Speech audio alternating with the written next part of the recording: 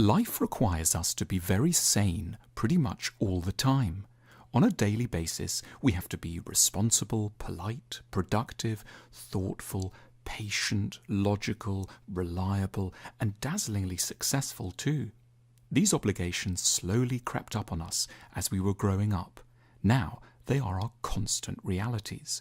The problem is, no one can really keep going like this over a whole lifetime. The burdens are too great, our minds too delicate.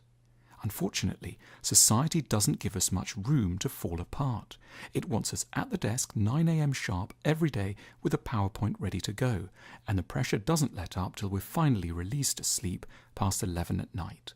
So we have no option but to keep going, while on the side we may well be drinking too much, waking up at odd times of night, addicted to the internet, calming ourselves down with sedatives, and developing all kinds of physical twitches and ailments.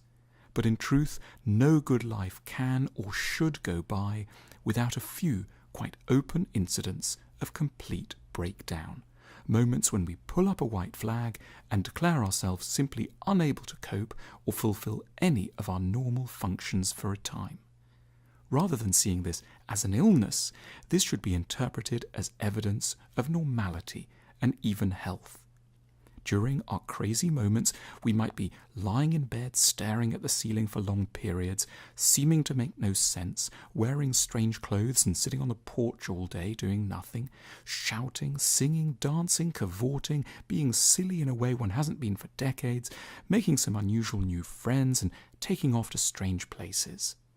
Naturally, such phases won't be easy for those around us, but we should collectively know how to tolerate these phases without panic, as just part of ordinary life. We allow our bodies to have moments of breakdown and rest. We should allow similar moments for our minds. In any case, the so-called sane world is pretty disturbed too, once one considers it frankly.